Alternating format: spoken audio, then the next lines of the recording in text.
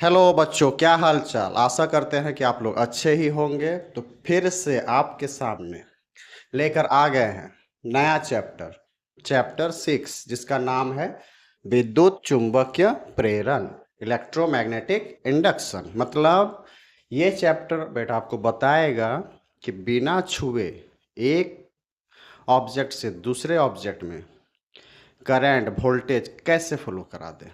ठीक है, इस चैप्टर का यही प्रॉपर मीनिंग है कि इंडक्शन मतलब होता है बिना टच किए हुए, और इलेक्ट्रोमैग्नेटिक मतलब मैग्नेट के मदद से इलेक्ट्रॉन को फ्लो करा देना, और वो भी बिना छुए।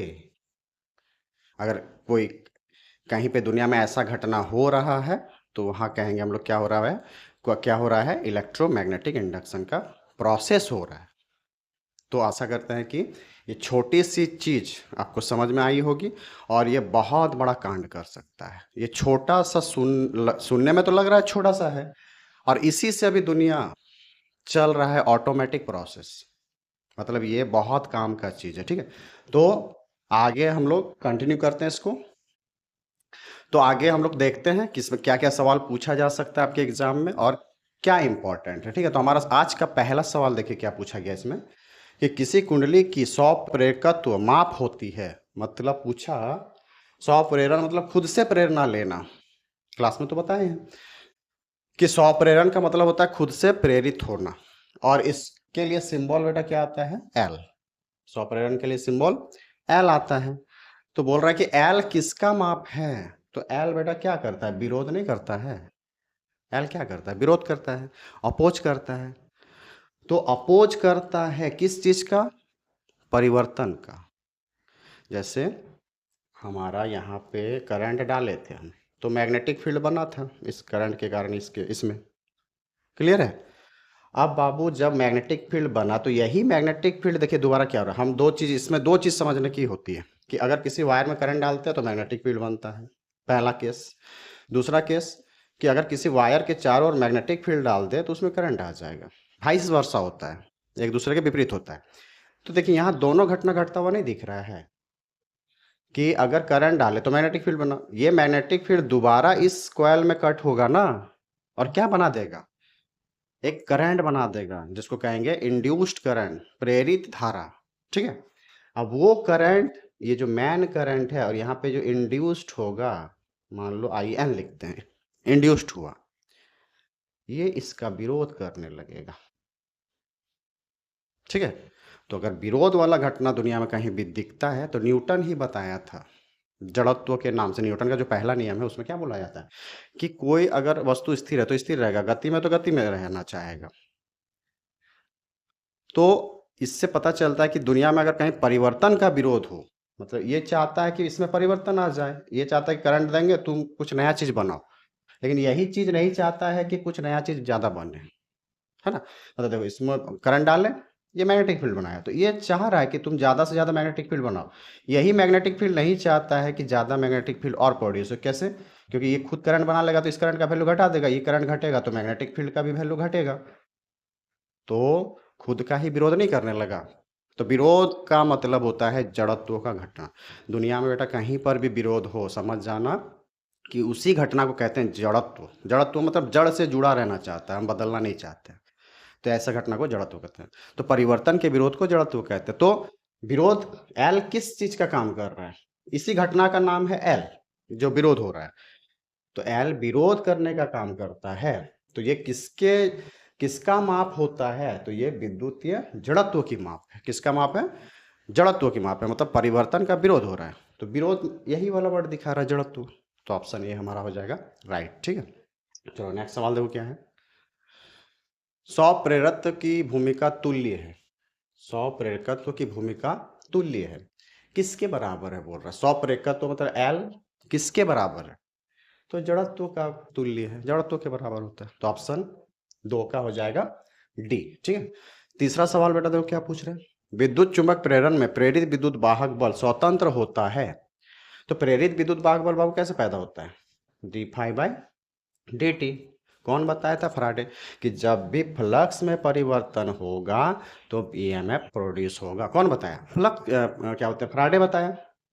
तो ऑप्शन देखो क्या क्या है, फ्लक्स में परिवर्तन ही तो होगा, स्वतंत्र होता है, कौन सा नहीं होगा पूछ रहा है, समय के साथ भी डिपेंड कर रहा है, फेरों की संख्या, तो बेटा जब इसको हटाते हैं समानुपाती तो क्या आता है एन, और लेंस के अनुसार से minus D five by D T, फ्राडे बताया था।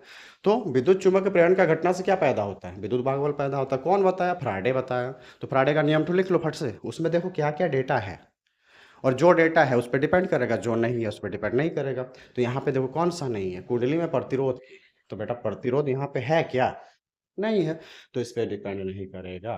तो ऑप्शन हमारा कौन सा राइट हो जाएगा, मतलब गलत पूछा है, स्वतंत्र होता है कि किस पे डिपेंड नहीं करता, तो ऑप्शन ए हमारा राइट हो जाएगा, किस पे डिपेंड नहीं करता है। ठीक है, चलो नेक्स्ट सवाल देखो क्या है।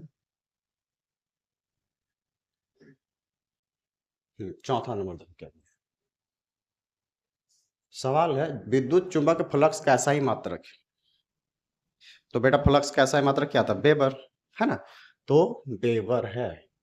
ठीक है, ऑप्शन ए हमारा हो जाएगा राइट, टेस्ला। चलो ठीक, उसके बाद सवाल देखो हमारा क्या है, सौ प्रेरित गुणांक की मात्रक की बीमा है, सौ प्रेरित्व जो है उसका बीमा क्या होगा, मतलब एल का बीमा मांगा है। तो एल हमारा एक फॉर्मूला आता है, ईएमएफ में बताए थे, L D I by D T, तो एल निकाल लो यहाँ से, फ्राडे के नियम से अगर हम लोग एल का डेरिवेशन करते हैं तो ये वाला फॉर्मूला आता है, ठीक है। तो एल बराबर क्या लिख सकते हैं, एल बराबर E D T by D I, ठीक है। अगर ई का बीमा प्राप्त हो जाए तो बाकी का तो हम जानते हैं, समय का होता है टी, इसका होता है ए, ई का लेकिन पता नहीं। तो ई का बीमा निकालने के लिए भी का मदद लेंगे, ई बराबर भी होता है, भी बराबर होता है डब्लू बाई क्यू, और बेटा डब्लू का क्या होता है, तो अगर हम लोग बल का जानते हैं, मम्मी लगाएगी तमाचा 2 बार, बल का क्या होता है, मम्मी लगाएगी तमाचा 2 बार, ठीक है, बल का हो गया। बल में क्या जोड़ देते हैं जो कार्य हो जाता है, तो बल में अगर विस्थापन जोड़ दे, विस्थापन मतलब लंबाई, तो लंबाई एगो गुना होता है, तो यहाँ पे एगो लंबाई बढ़ जाएगा, तो ये हो गया कार्य का और आवेश का, और आवेश का होता है क्यू बराबर, देखो क्यू बराबर आई टी होता है, तो ए और टी हो जाएगा, तो यहाँ पे हो जाएगा ए और टी। तो ई का बीमा ये निकल के आया, तो इसको रीअरेंज कर लो पहले, तो इसको रीअरेंज करेंगे तो क्या आएगा, एम के गो है, ऊपर एक ही गो, नीचे तो है नहीं, एम एल दो गो है, नीचे भी नहीं है, तो एल दो, ठीक है। टी माइनस टू, और ये एक है ऊपर जाएगा तो -3 हो जाएगा, और ए नीचे है ऊपर जाएगा तो a-1 हो जाएगा, तो ई का पता चल गया। अब ई का पता चल गया, अब ये दोनों को खाली जोड़ देना है, तो देखो क्या होगा, ई का पता चल गया M L square T-3 a-1, और डी इसका लिख दिए डी टी का, तो टी होगा, और आई का एम्पियर होता है, तो ऊपर जाएगा तो -1 हो जाएगा।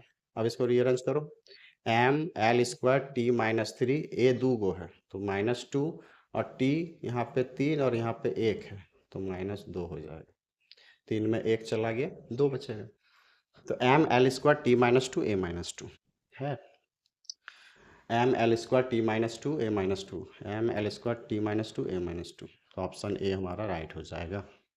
क्लियर है, चलो नेक्स्ट सवाल देखो क्या पूछ रहा है, 6 नंबर, चुंबक के फ्लक्स का बीमीय सूत्र है, फ्लक्स, तो फ्लक्स के बारे में हमको पूछा है, तो ई बराबर क्या होता है, डी फाइव बाई तो ई का अगर जानते हैं तो फाइव बराबर क्या हो जाएगा, डी फाइव बराबर ई इंटू डी टी, हाँ, तो यहाँ से हम लोग फ्लक्स का भी बता सकते हैं। ओहो सॉरी सॉरी, हमको तो ई का चाहिए, ई का आया है तुम्हारा, तो ई का जितना आया है उसमें खाली टी जोड़ दो, ई का इतना है और इसमें टी जोड़ देंगे तो 2 हो जाएगा यहाँ पे, तो ई का आया है M L square T-3 a-1, T का आएगा डी टी का टी, तो -3 और 1 तो -2 हो जाएगा, तो M L square T-3 -2 a-1, तो ये किसका बीमा हो गया, फ्लक्स का, ठीक है।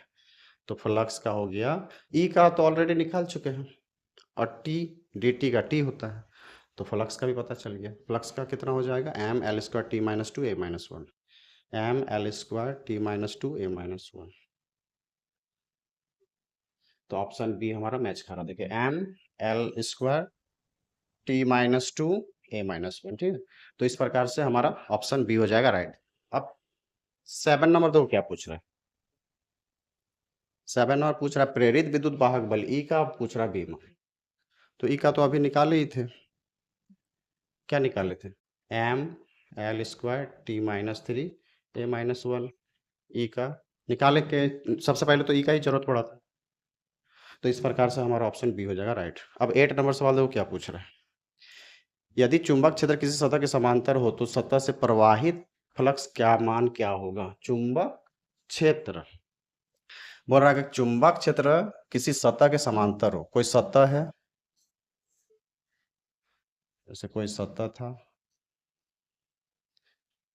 समांतर बोला है मतलब इधर जिधर सतह खड़ा है उधर ही चुंबक क्षेत्र है।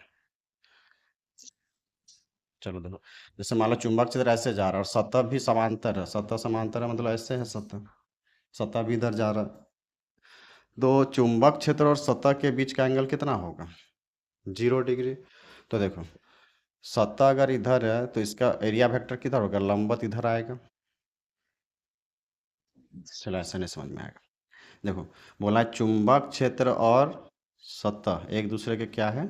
समांतर है, ठीक है। तो चुंबक क्षेत्र और सतह, सतह का डिजाइन बनाते हैं ऐसे, सतह है और चुंबक क्षेत्र भी ऐसे ही है। जिधर सतह है उधर चुंबक क्षेत्र है, तो इसका एरिया वेक्टर होगा इधर, ठीक है। तो चुंबक क्षेत्र और सतह अगर एक दूसरे के समांतर हो तो फ्लक्स कितना होगा? तो फाई का होता है बी डॉट ए, तो बी ए कॉस थीटा होता है। तो चुंबक क्षेत्र बी और ए के बीच एंगल कितना है? तो बी और ए के बीच एंगल 90 डिग्री है, तो कॉस 90 कितना होता है? 0। तो फ्लक्स कितना पैदा होगा? 0, ठीक है। क्या कि कॉस 90 0 होता है, तो यहाँ टोटल को 0 कर देगा तो फ्लक्स कितना पैदा होगा? कि जब सतह और चुंबक क्षेत्र एक दूसरे के समांतर हो तो फ्लक्स पैदा होगा 0, ठीक है। 9 नंबर देखो क्या है। 5 मिनट वेट करो। यदि कुंडली में लपेटन की संख्या दोगुना कर दिया जाए तो इसका सौप्रेटकत्व होगा। अब देखो कुंडली में अगर यदि कुंडली में फेरों की संख्या दोगुना कर दिया है तो एल का फॉर्मूला होता है mu not an square A by L. तो एल किसके कुंडली के साथ कैसे समानुपाती है? फेरों की संख्या में, तो एन स्क्वायर के समानुपाती है। तो अगर बोल रहा है फेरों की संख्या दोगुना कर दिया जाए तो एल कितना हो जाएगा? तो 4 गुना हो जाएगा, है ना। तो देखिए इसको एक्चुअली बनाना मतलब ऐसे तो हम लोग पता कर लिए फट से, लेकिन एक्चुअल प्रॉपर कैसे दिखेगा ये? तो अगर हम एन को कितना कर दे 2 गुना, तो 4n स्क्वायर हो जाएगा और साथ में mu not a by L तो रहेगा ही ना। तो पहले से कितना हो गया? मान लो डैश निकाल ले तो पहले से कितना हो गया? 4 टाइम्स हो गया। तो ऑप्शन सी हमारा हो जाएगा राइट। 10 सवाल देखो क्या पूछ रहा है। किसी बंद कुंडली में विद्युत वाहक बल के प्रेरण का क्या कारण है? बोल रहा है कि किसी बंद कुंडली में विद्युत वाहक बल जो उत्पन्न होता है प्रेरण के वजह से, तो इसका क्या कारण है? तो जब बाबू इसमें से किसका परिवर्तन होगा? फ्लक्स का परिवर्तन होता है तब ना जाके यहाँ पे काट देंगे तो वोल्टेज हमको दिखेगा, ईएमएफ दिखेगा। तो ये कब होगा? जब फ्लक्स में क्या हो? परिवर्तन हो। तो फ्लक्स में परिवर्तन होगा तब हमारा बंद कुंडली में क्या होगा? विद्युत वाहक बल प्रेरण दिखेगा। तो यही कारण है, फ्लक्स में परिवर्तन क्या है? कारण है, ठीक है। चलो अब नेक्स्ट जो है हम लोग 10 के बाद नेक्स्ट वीडियो में देखेंगे। वीडियो छोटा छोटा रहेगा तो आपको देखने में भी मजा आएगा। तो आज 10 तक ही रखते हैं, फिर मिलते हैं नेक्स्ट वीडियो में। और इसको आप अच्छे से कीजिए, सबसे पहले नोट्स रिवाइज कीजिए फिर पूरा एमसीक्यू बनाइए, आपको मजा आएगा, ठीक है। तो थैंक यू अभी के लिए, धन्यवाद।